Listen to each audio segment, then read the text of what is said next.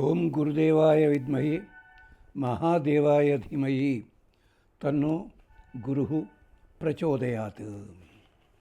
భగవద్బంధులారా, మిత్రులారా, గత ఎపిసోడ్లో శ్లోకం మాత్రం చదివి కొంచెం దారి మళ్లించాల్సి వచ్చింది. ఏకం సత్ విప్రాహ బహుధా వదంతి అన్నమాట. పరమాత్మ ఉండేది ఒక్కడే, ఉండేది పరమాత్ముడొక్కడే, ఊరక చూస్తుండే మనస అంటూ కీర్తనలు కూడా ఉన్నాయి. ఆయా సందర్భాలని బట్టి ఆ పరమాత్మతత్వం ఆయా రూపాల్లో వస్తుంది. ఆరాధించారు వాళ్ళు, మహర్షులు, భక్తులు అందరూ కూడాను. కానీ వారు ఎవరెవరికి ఏ ఏ రూపంలో బాగుందనుకుంటే ఆ రూపంలో నిష్ణాతులై నిష్ట కలిగి ఉన్నారు. అందుకని రూపాలు వచ్చాయి. దానికే తప్పదు. శ్లోకం కంటే ముందు ఇంకో ఉదాహరణ చెప్పాలి. అక్కడ మనకి గురువాయూరు మరో చోట కృష్ణస్వామి విగ్రహం సరిగ్గా 6-7 అంగుళాలు ఉంటుంది. అది అంతకంటే ఎక్కువ ఉండదు. అక్కడ ఉన్న భక్తుడి కథ ఏమిటి అంటే, అతను నందనారో ఎవరో గుర్తులేదు సరిగ్గాను, మహానుభావుడు, పల్లెటూరి వాడు, అంత్యజుడు. అలాంటివాడు స్వామిని సేవించుకోవాలంటే యజమాని పంపించటం లేదు. పంపించకపోతే పాపం తలుచుకుంటూ ఉండేవాడు, గోట్లు గడుక్కుంటూ ఉండేవాడు. నడుస్తోంది, ఏళ్ళు గడిచిపోతున్నాయి, యజమాని మాత్రం సమయం ఇవ్వటం లేదు. అలాంటి టైం లోపల యజమాని యొక్క భార్య అంది, ఏవండి వాడు పిచ్చెక్కేలా ఉన్నాడు, పంపించండి అనేసరికి యజమాని సరే రాబోతున్న ముక్కోటి ఏకాదశి ఆ రోజు వెళ్ళు అన్నట్ట. మనవాడు వెళ్ళాడు. అక్కడికి వెళ్ళిన దాకా ఉండి రష్ బాగా ఉంది. ఇతను అంచెచుడు కదా, చదువుకోనివాడు కదా. అలాంటి మహానుభావుడు బయట ఎక్కడో నిలబడి ఉన్నాడు. పెద్ద పెద్ద పండితులు ఇలాంటి వాళ్ళంతా, శ్లోకాలు చదివేవాళ్ళు, మంత్రాలు చదివేవాళ్ళు, డ్యాన్సులు వాళ్ళంతా ముందున్నారు. విగ్రహాన్ని బయటికి ఊరేగింపుగా తీసుకొస్తున్నారు ద్వారంలోంచి. ఆ ద్వారం కనీసం 7 ఏనుగులు పక్క పక్క నడిచేందుకు వీలుగా ఉన్నంత ఖాళీ ఉంటుంది, ఎడ ఉంటుంది. అది ఆ పల్లకి ఎంత ఉంటుంది, మన భాషలో గజన్నర 2 గజాలు ఉంటుంది. లోపల విగ్రహం ఎంత ఉంటుంది, మహా అయితే 1 అడుగు లోపలే ఉంటుంది. అది సరిగ్గా గుమ్మం దాకా, సింహద్వారం దాకా వచ్చింది. పల్లకి బయటికి రావటం లేదు. ఇది చరిత్రలో చెప్పిన కదా. అంటే ఆ భక్తుడి పేరు మర్చిపోయాను నేను, క్షమించాలి. అది అలాగే అందరూ గోల పెట్టేస్తున్నారు. ఇంత ఖాళీ ఉంది, ఎందుకు, ఎక్కడ పొరపాటైంది? అక్కడ ఋత్విక్కులు కానీ పురోహితులు కానీ అందరూ కంగారు పడిపోతున్నారు. ఈ లోపల వీడు వెనకాల నుంచి ఉన్నవాడు వెర్రికేక పెట్టేట మలయాళంలో, ఆ కొమ్ములు పక్కకి తీస్తే అదే వస్తుంది కదా అన్నట్ట. ఒళ్ళు మండిపోయింది ప్రజలకి. వీడు వచ్చినవాడు స్నానం లేదు, బాడు లేదు, పైగా తాగొచ్చి వాగుతాడా, కొమ్ములు పక్కకి తీయడం ఏమిటి, అసలు ఏమన్నా ఉందా అక్కడ, కొమ్ములు ఉండేది, కొమ్ముల మృగం ఏమైనా ఉందా అంటున్నారు. కానీ వృద్ధుడైన పూజారి గారికి ఎందుకో ఆ మాట వినిపించి కృష్ణుడి విగ్రహాన్ని పల్లకీలో ఉన్నదాన్ని కొద్దిగా, మన భాషలో 1 సెంటీమీటర్ పక్కకి ఇలా తిప్పాట. వెంటనే పల్లకి బయటికి వచ్చింది. అంతా వెళ్ళి అతని మీద, కాళ్ళ మీద పడ్డారు. ఏమిటి నీకేం కనిపించాడు? తెలియదండి, అక్కడ మీరంతా కృష్ణుడు అంటున్నారు, నాకు కనిపించింది పెద్ద గేదె కనిపించింది, పెద్ద దున్నపోతు లాంటిది, పెద్ద పెద్ద కొమ్ములు, అదిను ఆ కొమ్ములు గుమ్మానికి అడ్డం పడ్డట్టున్నాయి, అందుకని తలపక్కకి దిగిన అన్నాను నేను అన్నట్టేవాడు. అంటే వాడు రోజు కూడా గొడ్లు కడుక్కుంటూ తెలుసున్న అక్షరాలన 24 పేర్లు అచ్యుత, మాధవ, గోవింద, కేశవ ఇవే అనుకుంటూ కడుగుతున్నాడు. చివరికి అచ్యుత అంటే ఒక రూపం వాడి మాలో ఉండిపోయింది, ఆ గేదె రూపం. మాధవ అంటే పల్లెటూళ్ళలో అలా పెడతారు, గంగా ఇటు రావే, భాగీరథ ఇటు రావే, గౌరీ ఇటు రావే, ఆవుని పిలుస్తారు అలాగా. అనేసరికి అంటే ఏ యథామాం ప్రపద్యంతే తాం తథైవ భజామ్యహం చెప్పాడు పరమాత్మ. దాని అర్థానికి ఇదే. ఆ భక్తుడి వల్ల ఇప్పటికీ ఆ వంశం వాళ్ళే ఏం చేస్తున్నారు అంటే, అగో ఆ స్వామిని వాళ్ళ వంశం వాళ్ళే వచ్చి అది ముట్టుకున్న తర్వాతే వాళ్ళకి కలుగుతుంది. అలాగే పరమాత్మ ఏం చేస్తున్నాడంటే, తులసీదాసు ప్రార్థించాడు, రాముడి రూపంలో ప్రత్యక్షమయ్యాడు. అక్కడ సంతోషం. ఇదే సమయంలో ఇక్కడ మహానుభావుడు ఉన్నాడు. ఇది మనకి రాశాడు కదా, కృష్ణకర్ణామృతం అని చెప్పి. ఆ పెద్ద మనిషి కూర్చున్నాడు, లీలాశకుడు. కూర్చుని రావయ్యా పరమాత్మ అన్నట్ట. శ్లోకం ఉంటుంది అక్కడ తమాషాగాను. పరిగెత్తుకొచ్చాట. వస్తే ఎవరయ్యా నువ్వు అన్నాడు ఈ పెద్ద మనిషి. అదేమిటి, నేను పిలిచావు కదా, నేను పిలిచింది కృష్ణుడిని, నువ్వెవరు అయ్యా వచ్చింది? విహాయ కోదండ శరౌ ముహూర్తం. ఏమిటా కోదండం చేతిలో ఏమిటి, బాణాలు ఏమిటి, నెత్తి మీద కిరీటం ఏమిటి? ఎవరు పిలిచాను? మా కృష్ణుని పిలిచాను. అంచేత నువ్వేం చేయాలి? కిరీటం పక్కన పెట్టో, జడలు కట్టుకో, శుభ్రంగా జుట్టు ముడేసుకో. అంతేకాదు ఆ కోదండం పక్కన పారి వేణువు పట్టుకో, అప్పుడు నీ పాదాలనే పట్టుకుంటా. కృష్ణుడిగా రూపం వచ్చింది. ఈ కథలన్నీ పురాణాలు చెప్తుంటే ఓహో తప్పట్టు కొట్టేస్తారు జనాలంతా. మరి దీనికి అర్థం కాదా ఇది? అగో అది చెప్పింది, అందుకని మాట్లాడుతున్నాం అని జ్ఞాపకం చేస్తూ ఆ శ్లోకం చూడండి. త్వత్సమో న ప్రభుత్వేన ఫల్గుత్వే నచ మత్సమః. భగవంతుడా, ప్రభుత్వం లోపల అధికారం చెలాయించడంలో నీ సాటి వాళ్ళు ఎవరు లేరు. అలాగే ఫల్గుత్వము, తక్కువ ధనంలో, ఫల్గు నా అతను ఫల్గుణుడు, తక్కువ ధనం లేనివాడు. ఇక్కడ ఫల్గుత్వ, నేను ఫల్గుణ్ణి వయ్యం లేనివాడిని. అంచేత నచ మత్సమః. అంచేత స్వామి తత దేవ మహాదేవ త్వం అస్మాకం. అందుకని నేనేం చేస్తున్నాను, నిన్నే ఎన్నుకుంటున్నా. తవాస్మి అహం, నేను కూడా నీవాడినే. చేత నువ్వు గొప్పవాడు కదా, నాకు పేరు రావాలంటే ఏం చేయాలి? కీర్తి రావాలంటే ఓ ఎమ్మెల్యేనో చీఫ్ మినిస్టర్నో పట్టుకోవాలి. కనీసం ఒక ప్రముఖ ఐఏఎస్ ఆఫీసరు, ఎగ్జిక్యూటివ్ ఆఫీసర్ ఉన్నాడు అనుకోండి, నా పేరుతో రకరకాల పుణ్యక్షేత్రాలు తీసుకెళ్ళి అక్కడ ఫోటోలు తీయించి, అక్కడ కార్యక్రమాలు పెట్టించి, పెద్ద పెద్ద ఛానల్స్ చేత 50-70 లక్షలు పెట్టి ఖర్చు పెట్టించి నాకు చూపిస్తారు. నేను దేవుడు చూపించడం చూడరు. అక్కడ ఒక అల్పాతిమానం తప్ప అన్నీ చూపిస్తారు నా గురించి. నాకు ఇంత అధికారం ఉండాలి కదా, అలా నాకు లేదయ్యా అని. అంచేత నీ అధికారం కోసం వెంకటేశ్వర సుప్రభాతంలో కూడా బాబు ఆ వాహనాలు ఉన్నాయి చూసావు కదా, ఏమిటవి? అది గజవాహనం, సింహవాహనం. దేనికోసము? తమ తమ గొప్పతనాన్ని చాటుకోవడానికి అని చెప్పి నీ కోసం నిలబడ్డాయ్యా. అవన్నీ కూడాను ఎంచేత నువ్వు వచ్చి ఊరేగించావు అనుకో, మనం ఏమంటాం? వెంకటేశ్వరం ఊరేగుతాడనో, అశ్వవాహనం వచ్చింది, గజవాహనం వచ్చింది, ముత్యాల పల్లకి వీడికి పేర్లు. అందుకని ఎంత తమాషా అండి. త్వం అస్మాకం తవాస్మి అహం. దీనికి కూడా చక్కటి మాట. త్వం అస్మాకం తవస్మసి అన్న మాట వేదంలో, ఋగ్వేదంలో ఉంది. త్వయేదింద్ర యుజాభయం ప్రతిబ్రవీమహి స్పృధ త్వం అస్మాకం తవస్మసి.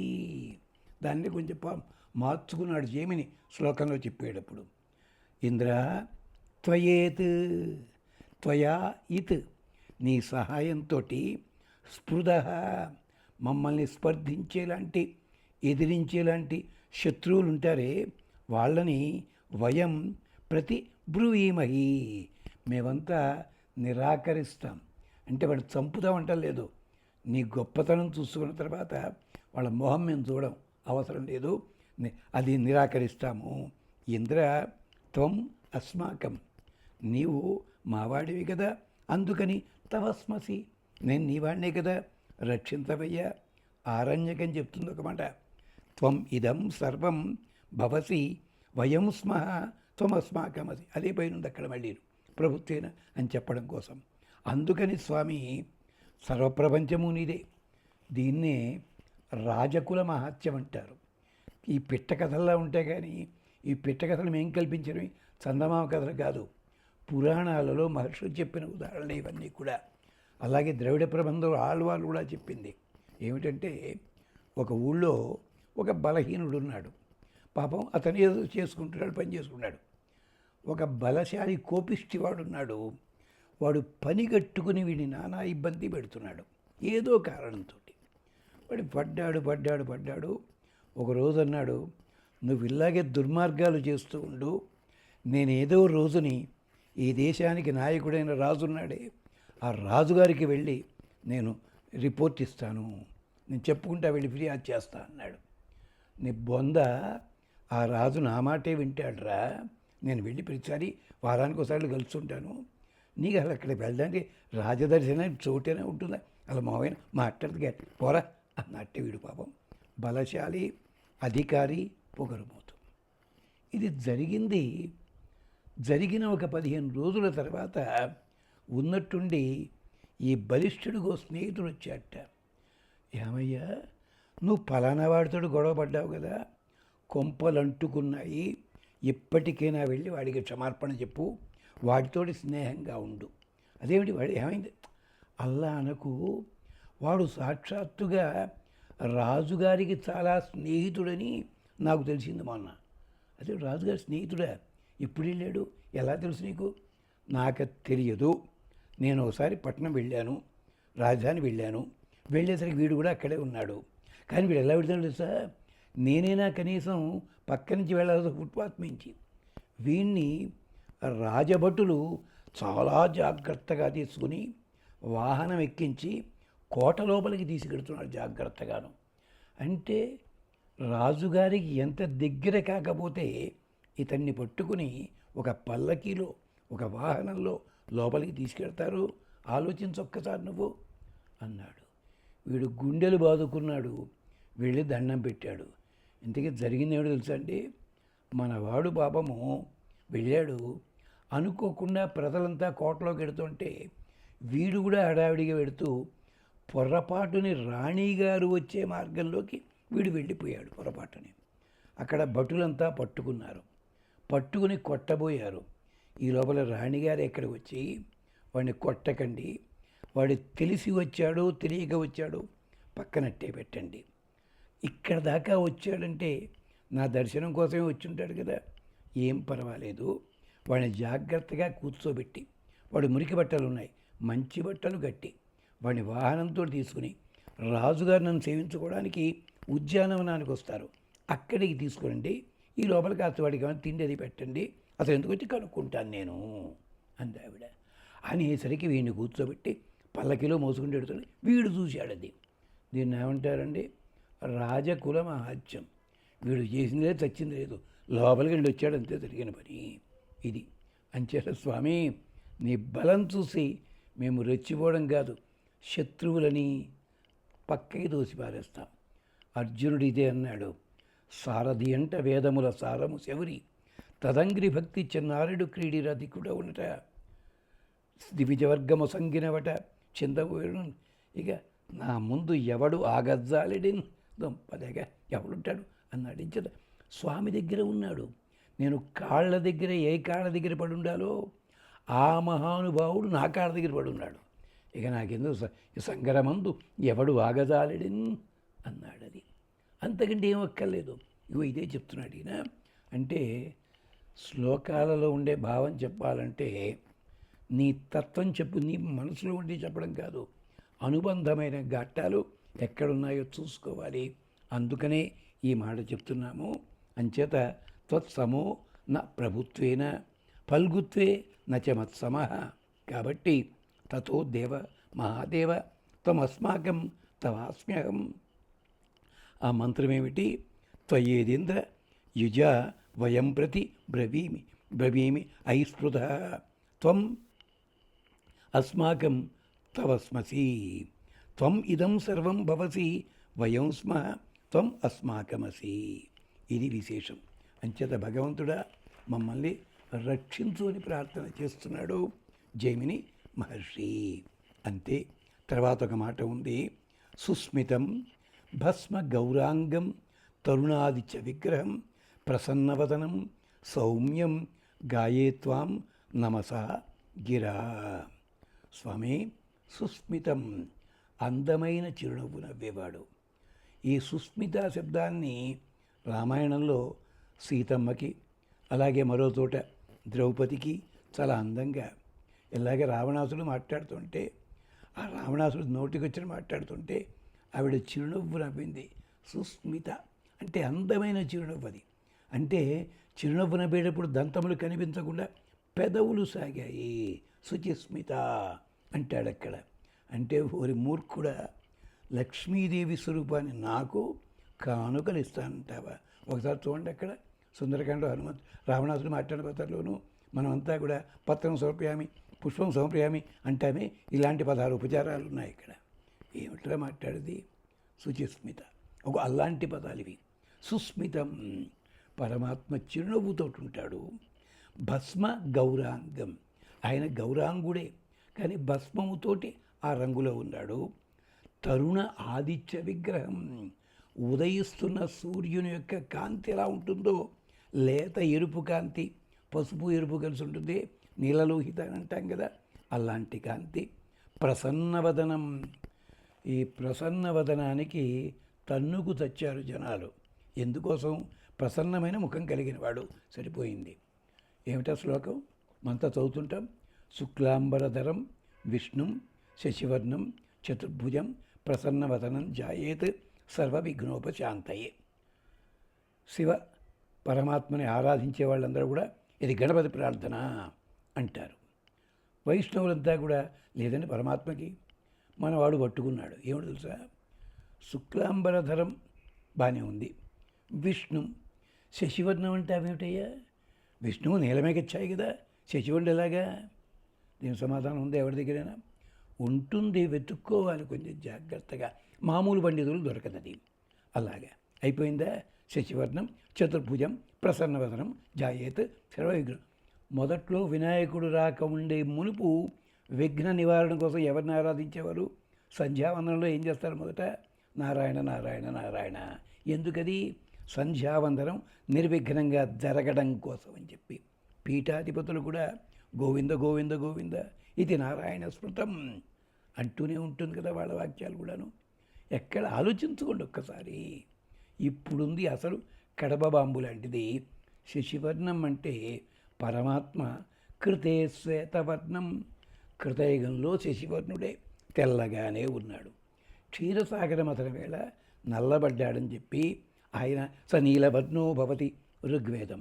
ఎలాగంటే ఈ కాలకూట విషయం అంతా బయటకు వచ్చేసరికి అగ్నిదేవుడు వాయుదేవుట గప్పుకుని తీసుకున్నట్ట, ఇస్తారో ఎవరో అని చెప్పి తట్టుకోలేక వమనం చేశాడు.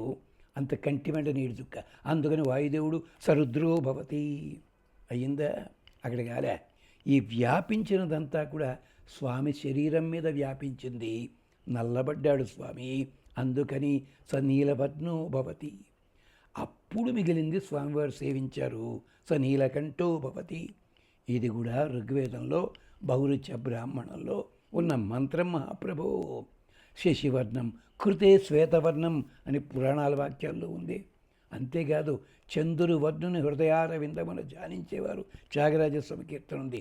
హృదయార విందంలో రాముడు అంటారు, చంద్రుడు ఉండేవిటి అంటే మీరు ధ్యానంలో ఉండగా అలాంటి కాంతితోటే ఉంటాడక్కడ. ఇంత కథ ఉంది.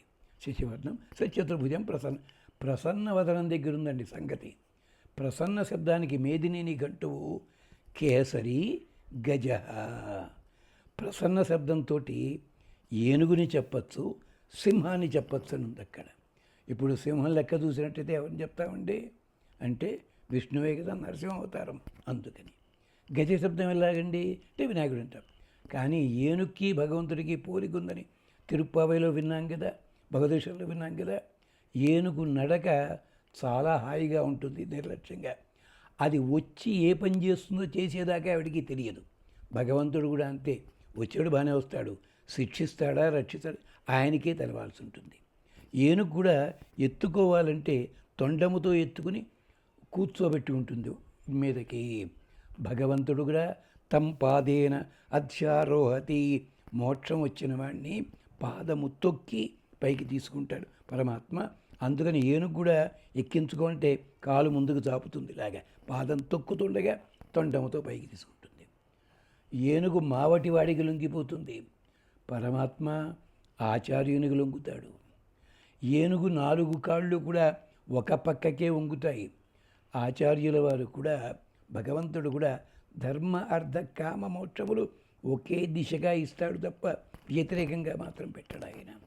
ఇలాగా అంతేకాదు భగవంతుడు కూడా ఏనుగు లాంటి వాడే. ఏ భజనేపి భీమం దమనేపి తృప్తం అంటారు వేదాంత దేశకుల వారు. శుభ్రంగా స్నానం చేయిస్తే మట్టి కొట్టు. భగవంతుడు కూడా ఇంద్రాది దేవతలంతా గదగద వణుకుతూ గంగాది తీర్థాలు పట్టుకొస్తుంటే దానికంటే మనం దిక్కుమని ఓరట్యాంగతో వచ్చేసి అభిషేకానికి లొంగిపోతాడు. అందుకని అంటారు వేదాంత దయాశతకంలో ఇన్ని అంచేత అందుకని శుక్లాంబరధరం విష్ణుం శశివర్ణం చతుర్భుజం ఇది ఒకసారి శంకరమఠంలో ఉపన్యాసంలో చెప్తే అప్పటి ఇంకా ఒకరు స్వామీజీ కాలేదు. ఆయన పాపం తెలుగు ప్రొఫెసరు, చాలా భువన విజయాలు ఇవన్నీ వేస్తున్నారు, గుంటూరు ప్రాంతాల్లో ఉండేవారు. తర్వాత వాడు పీఠం పెట్టుకున్నారు, అది వేరే సంగతి. ఆయన ఆ రోజు అక్కడ ఉన్నారు, నన్ను తిట్టిపూశాడు సభ లోపల. ఎవడు అడ్డమైన వాడు మేధనికంటూ అంటాడు, అందులో లేదు. ఆయన సంస్కృతం ప్రొఫెసర్ కదా, ఆయన తెలుసున్నదే. ఇలాంటి కూడా అనుభవించామండి, అందుకని చెప్తున్నాను, క్షమించాలి. సరదా జ్ఞాపకం చేసుకున్నాం. సుస్మితం భస్మ గౌరాంగం తరుణాదిత్య విగ్రహం ప్రసన్నవదనం సౌమ్యం గాయేత్వ నమసా గిరా.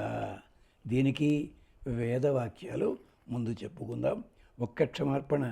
ఇక తరువాతి శ్లోకం నుంచి సాధ్యమైనంత వరకు పర్సనల్ ఎలిమెంట్ అన్నది లేకుండానే చెప్పే ప్రయత్నం చేస్తాడు దాసుడు అని జ్ఞాపకం చేస్తూ స్వస్తి.